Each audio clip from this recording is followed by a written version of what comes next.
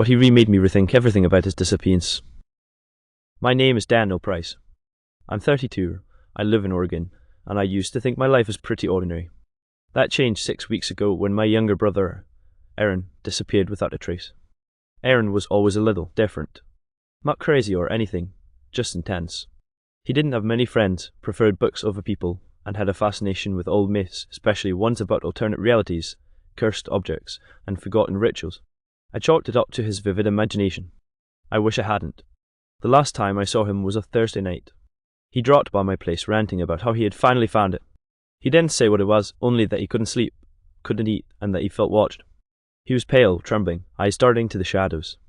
I offered to call someone, a therapist, maybe.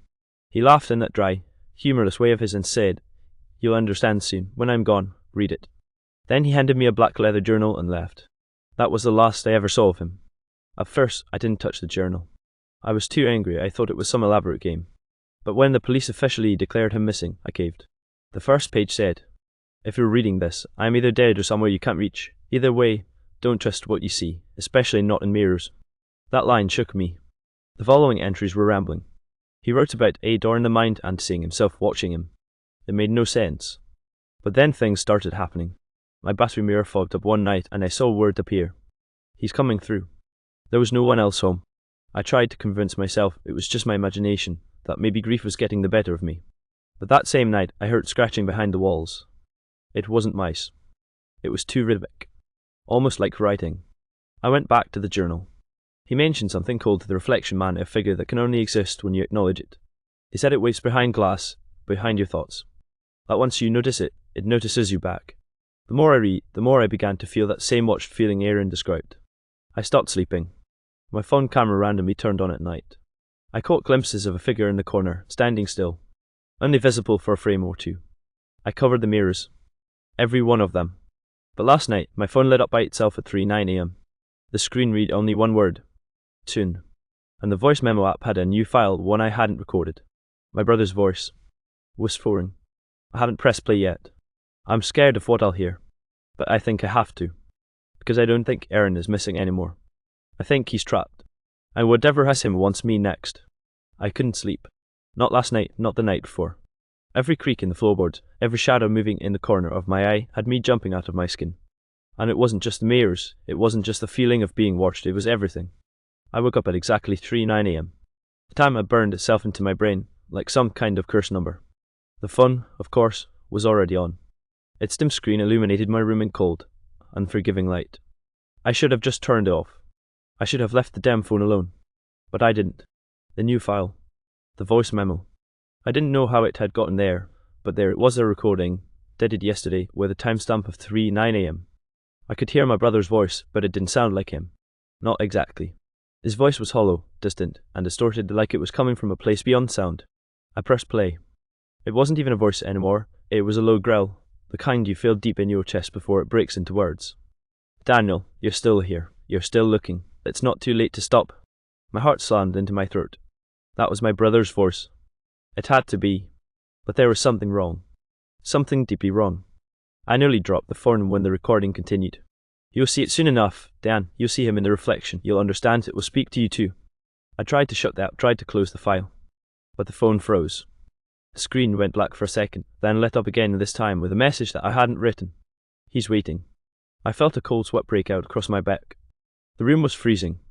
The air felt thick, like something was pressing down on me. And then, a thud from the bathroom loud, like someone dropped a heavy book. I didn't want to move, but my legs didn't listen.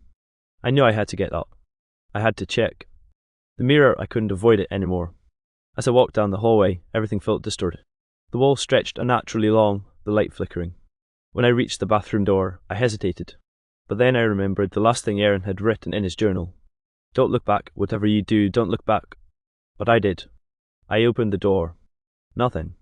The mirror was covered, just as I had left it. But the floor was wet. And there, in the condensation on the glass, were two words. "He's here." I couldn't breathe. I couldn't move. Then the tapping started. Light at first. But then harder. And faster. The sound echoed off the walls, like fingers scraping the glass, scratching at the surface. I ran out of the bathroom, slamming the door behind me. My mind was racing at what the hell was happening. I went back to the journal, reading through every page, desperately searching for answers. My brother had written more about the reflection man and the figure who could only exist through your belief in him. He said that once you acknowledged it, once you saw him, there was no escape. The more I read, the more I realized that Aaron had tried to warn me. But I had ignored it, thinking it was just paranoia, just fiction. And now I couldn't escape. Because the reflection man wasn't just in my brother's world anymore. He was in mine. And he was coming for me. I couldn't tell anyone what was happening. How do you explain that your brother is missing, and then his journal starts talking to you? How do you say that you hear strange voices through your phone, or that the reflections in your mirrors are becoming wrong? The last thing I wanted was for someone to lock me up, to label me as insane. But I wasn't crazy. I sat down in the living room, the journal open in front of me, trying to piece everything together. The words in Aaron's journal, his ramblings, they weren't just random. There was something purposeful about them. Like he had been trying to document his descent into something otherworldly. Each page made it clear, whatever had taken Aaron, it wanted me too. And I was getting closer to finding out how. The reflection man doesn't just appear in mirrors, the journal said on the next page. He lives in the gaps, in the places you don't think to look, but he's always there, watching, waiting for your acknowledgement, your acceptance. A chill ran down my spine as I read those words. My eyes darted around the room. The shadows seemed deeper than they should have been, stretching unnaturally along the walls. The air was dense, as if the world itself was holding its breath. The lights flickered again, and this time it wasn't just a glitch. It was as though the entire house was trembling, vibrating at some frequency I couldn't comprehend. The hum of electricity in the air grew louder, and then a knock. At the door. It wasn't a gentle knock. It was urgent, and it was from someone, or something, on the other side. I froze. I didn't move. I didn't know what to do. My instinct screamed at me to ignore it, to stay put, to not answer. But something inside me was pulling me toward that door. I got up slowly, my feet heavy as lead, and walked to the entrance. The knock came again. Louder this time. And then the voice. A low whisper, barely audible, but unmistakable. Let me in, Daniel, I've been waiting. I couldn't breathe. I couldn't think. My fingers trembled as I reached for the door handle, the cold metal sending a jolt of panic through my body. But before I could turn the handle, I saw something. A figure standing just outside the door. I couldn't make out its features, but I could see its outline, its dark shape pressing against the frosted glass of the window. I pulled back, my heart pounding. I could hear the faintest sound coming from the other side, a rhythmic tapping. It sounded like fingers tapping on glass, just like in the bathroom. I slammed the lock shut, my breath coming in ragged gasps. The tapping stopped. I stood there for a moment, my mind racing. I couldn't ignore it anymore. I knew what I had to do. I had to find Aaron. I had to find out what happened to him before it was too late. I grabbed the journal again. I searched for any clue that could explain what was happening. And there it was on the very last page. Aaron had written, "You have to go to the place where it all started. The reflection man can only be stopped where it began. He's waiting for you there, Dan. If you don't go, he'll take you just like he took me." The place where it all started. I felt sick to my stomach, but I knew what it meant. Aaron had been obsessed with an old, abandoned mansion at the edge of town. It had been empty for decades, ever since a family mysteriously disappeared there in the 1920s. There were rumours about strange happenings in that house, rumours that people who went there never came back. I wasn't sure what I was walking into, but it was the only lead I had. And if I didn't act now, I knew the reflection man would get me next. I grabbed my coat, shoved the journal in my pocket, and headed for the door. As I opened it, I felt something cold press against my back. The hairs on my neck stood up. Something was following me. I couldn't shake the feeling that something was behind me. My feet dragged as I walked down the hallway, the sound of my own heartbeat pounding in my ears. Every few steps, I would glance over my shoulder, but the hall remained empty. Still, the feeling lingered of that oppressive, suffocating presence just outside. I reached the front door and stepped into the night air. The streets were eerily quiet, and for the first time in my life, I felt a sense of dread just walking down my own driveway. It wasn't just the house I was afraid of. It was everything now. The whole world had become a place where the ordinary didn't exist anymore. Where the things you thought were safe mirrors, phones, reflections could betray you. The mansion loomed in the distance. I had driven past it countless times and never thought much of it. But tonight, as I looked at it, it felt like a dark, sentient thing waiting for me. The windows were dark, the structure towering above me like some Gothic car come to life. It was as if it had been calling to me, inviting me to come closer.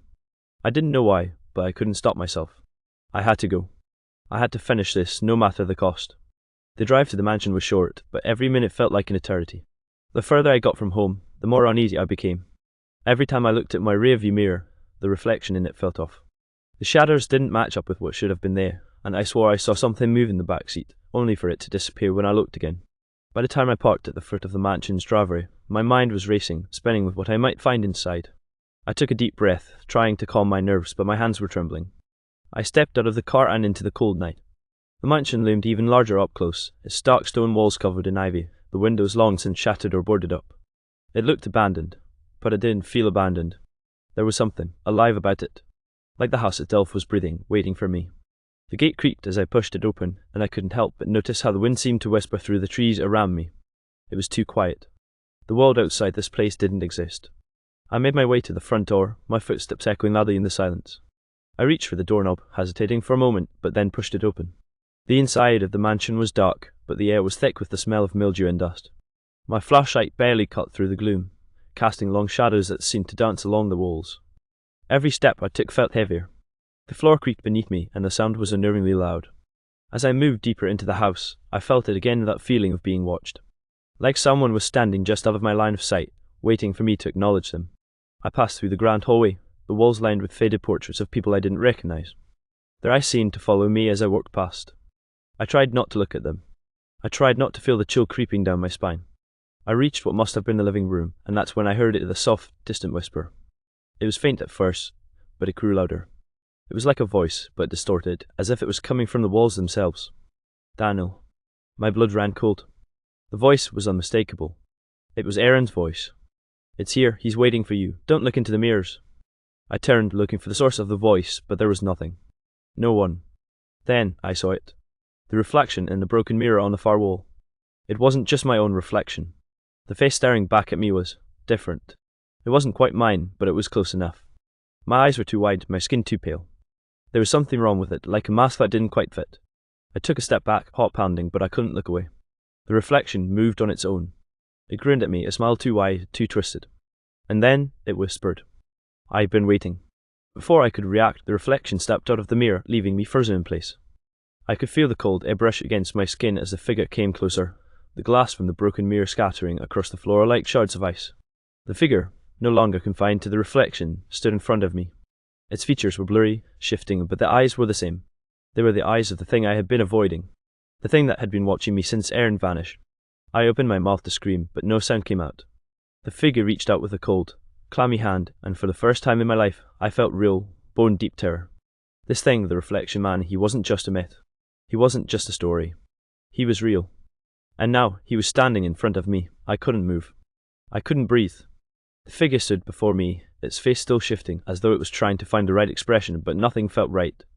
Nothing felt human. Its hand, cold as ice, reached out toward me. The air around it seemed to warp, like the space itself was bending. I wanted to run, to scream, but my body refused to obey. Every inch of me screamed in terror, but my legs remained frozen. Then the figure spoke again, its voice like 1,000 whispers, all jumbled together. "You're too late, Daniel." The words hit me like a physical blow, shaking me to my core. My knees buckled, but I couldn't fall. The ground beneath me felt as if it was pulling me in, dragging me closer to the reflection that wasn't mine. The more I tried to fight it, the stronger the pull became. The air around us grew heavier, suffocating, and I could feel the coldness in my chest, like the life was being sucked out of me. My breath came in ragged gasps as I felt the weight of something indescribable press down on me. Every instinct told me to run, but there was nowhere to go. I was trapped in the room, in the mansion, with him. It wasn't just a reflection anymore. It wasn't just a figure in the glass. It was real, and it had been waiting for me. "Aaron," I whispered, my voice barely audible, my throat tight with fear. "Where is he? What did you do to him?" The figure tilted its head, its grin widening, if that was even possible. "He's with me now." The words were thick with malice. "He understands, Baidu. You're not ready. You can't escape him. Not anymore." I felt something stir behind me, and I spun around, heart racing. The room was different now. The wall seemed to stretch and pulse with the dark, ominous energy. The portraits on the walls, the ones I had ignored earlier, were no longer just portraits. They were alive. Their eyes moved, following me, and some of their mouths even shifted, forming silent words. It was as though the house itself was alive and it was feeding on my fear. The figure moved closer, its presence suffocating. I could feel its breath on my skin, icy and foul. My body finally moved on its own and I staggered backward, away from it, but I tripped over the debris from the broken mirror. I landed hard on the floor, my head spinning. But through the haze, I saw something that made my blood run cold. The reflection in the shattered glass was different. It was Aaron, but his eyes were empty, hollow. And in his hand, He held the same journal I had been reading. "You shouldn't have come," Aaron's reflection whispered, but his voice was distant, as though it came from another world entirely. "I tried to warn you. I tried to stop you. Now you're trapped too." The figure standing before me, the reflection man, reached down, pulling me back to my feet, his cold fingers wrapping around my wrist. I couldn't break free. I was powerless. And then, a sharp pain shot through my chest. It wasn't physical. It was deeper. It was as if something was pulling at my soul, like I was being torn in two. I could feel my reality slipping away, unraveling around me. The reflection man's voice filled my mind, louder now, like an overwhelming force. "You wanted answers. You wanted to find your brother. But now, you'll join us. You'll become part of the reflection, forever." I screamed, but no sound came out. I tried to fight it, tried to hold on to myself, but the darkness surrounded me, the house closing in, the reflection growing stronger. I looked around frantically. I couldn't let this happen. I couldn't become part of this nightmare. I had to get out. And then I saw it. At the far corner of the room, in the shadows, was a door. It wasn't there before, I was sure of it. But now it was glowing faintly, as though it was calling to me. I didn't hesitate. I bolted toward the door, the reflection man's cold grip tearing at my skin, but I pulled away. The pain in my chest intensified, but I fought through it, pushing myself toward the door. Just as I reached for the handle, a sharp scream pierced the air, Aaron's scream. "Don't leave me!" I turned for just a second, and in that brief moment I saw something I'll never forget. Aaron, standing in the doorway of the mirror, his face twisted in agony, his eyes pleading for help. But then, just as quickly, he vanished. I threw open the door. Everything went black. I don't know how long I was unconscious. It could have been minutes, hours. I have no concept of time anymore. When I woke up, I was lying on the cold, hard ground, my entire body aching as if I had been dragged through a storm. The air smelled musty, thick with decay. My mouth was dry, and every breath I took felt like it was filled with ash. I pushed myself up, my head spinning. First thing I saw was the door, the one I had just opened before everything went dark. But when I looked closer, I realized something was wrong. It wasn't the same door. It had changed. The edges were warped, the wood splintered, as though it had aged 100 years in the few seconds I had been unconscious. It wasn't even connected to the house anymore. It was just floating there, suspended in the air, like a doorway to nowhere. I scrambled to my feet, my heart hammering in my chest. Panic set in. Where the hell was I? How had I gotten here? I glanced around. The room was unfamiliar. A dilapidated, decaying room with shattered windows letting in streams of pale moonlight. But the most horrifying part was the reflection. The room wasn't empty. There was something in the reflection, but it wasn't me. It wasn't even human. It was him. The reflection man. His face was clear now, the features slowly sharpening in the glass, and his eyes were fixed on me. A sickening grin stretched across his face, wide and unnatural. His form seemed to ripple like smoke, but his eyes were piercing, fixed on me with a gaze that made my blood run cold. He reached a hand out toward the reflection of me. But the real me, I couldn't move. I was frozen. I could feel the weight of his stare digging into my very soul. It was as if he could see every part of me, every fear, every regret, all of it laid bare for him to claim. "You thought you could escape," the reflection man's voice echoed through the room, but it didn't come from his lips. It came from the walls, from the very air. "You thought the door would save you, but you're still here, trapped in my world now." I wanted to scream, to run, to do anything. But I was paralyzed, my body refusing to obey, as though some unseen force had taken control of me. The more I tried to move, the more I felt like I was sinking into the floor, my feet sinking deeper into the shadows that crawled across the room. And then I heard it. A faint sound, almost like a whisper at first, but growing louder with each passing second. "Daniel, help me." It was Aaron's voice again. The reflection flickered for a moment, and I saw him and my brother, his face twisted in pain, his mouth wide open as if he were screaming, but no sound came out. He reached toward me from the reflection, his fingers outstretched, desperate. He was in there. Trapped, just like the figure in the mirror had been warning me. "Don't leave me, Dan, please." I couldn't bear to look at him anymore. I couldn't bear to hear his voice. The image of Aaron, so broken, so far gone, was too much to handle. But somehow, I found the strength to look away, to turn my gaze from the reflection and the figure that stood there, waiting. That was when I saw it. In the corner of the room, a door stood ajar. The faintest light seeped through the crack, flickering like a dying candle. It was a way out. The only way out. I had to get to it. I had to reach it before the reflection man could claim me, before I became just another shadow, just another reflection. I pushed myself toward the door, forcing my legs to move, my body screaming in protest. Each step felt like a battle. But I had to do it. There was no other choice. As I reached for the door, I felt the coldness of the reflection man's presence behind me. The room seemed to warp again, the walls bending and twisting. I could hear his voice, closer now, whispering in my ear, "You can't leave, Daniel, it's too late for you. But I didn't stop. I yanked the door open, and as I stepped through it, everything went white. The white light was blinding. I felt like I was falling, but there was no ground beneath me, no sense of direction. It was like I was suspended in some endless void, where time didn't exist and space was irrelevant. My body tingled as though every nerve was firing at once, but there was no pain. Only emptiness. A silence so deep it felt like I was being consumed by it. I don't know how long I drifted in that void, but eventually, the light began to fade, and with it, the emptiness. The feeling of falling stopped, and I landed hard on something solid.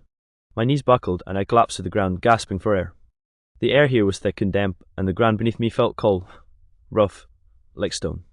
I pushed myself up slowly, my legs shaking. I was back in the mansion. Or at least, it looked like the mansion.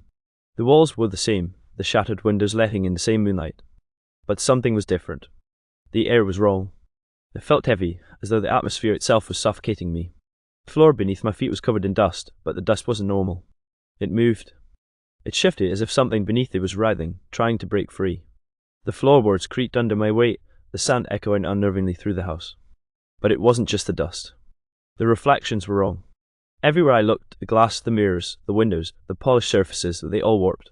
The reflections were distorted, stretching and twisting in ways they shouldn't. In one, I saw myself, but my face was missing, just a blank space where my eyes should have been. In another, I saw my brother, but it wasn't him anymore. It was a dark, shadowy version of him, his face contorted in agony. Then I heard it again, that whisper. Daniel. I turned, my breath catching in my throat. Standing at the end of the hallway was a figure. I couldn't make out its details, but I could feel its presence. It was close. Too close. The figure stepped forward, and I saw the faintest glimmer of light, the faintest reflection in its eyes. I tried to back away, but my legs wouldn't move. I was rooted to the spot, my eyes locked on that figure, unable to tear myself away. It was him. The reflection man. His face wasn't the same as before. It had shifted. Now, his features were more human, more solid, but still unnatural. His eyes glowed with an eerie, malevolent light. He smiled with that same twisted grin, and then his voice came. It wasn't from his mouth, but from every corner of the room. You've come back. I told you there was no escape. I tried to scream, but no sound came out. My throat was dry, and I couldn't make a single sound. The figure began to move toward me, each step deliberate, slow, as though savoring every moment of my fear. He didn't listen. Daniel, he whispered, his voice slithering into my mind. Your brother was just the beginning. I've been waiting for you. You're mine now. The weight of his words hit me like a tidal wave. He was right. All of it, the strange occurrences, the reflections, the voices, they had been leading me here, to this moment. There was no escape. There never had been. But as he drew closer, something shifted inside me. The fear was still there, gnawing at my insides, but beneath it, I felt something else. A spark. A desire to fight, to resist. I wasn't going to let him take me. Not like Aaron. Not like this. I grabbed the journal from my pocket to the one Aaron had given me. It was battered, worn, but I could still make out the faint writing on the last page. Final instructions. The warning.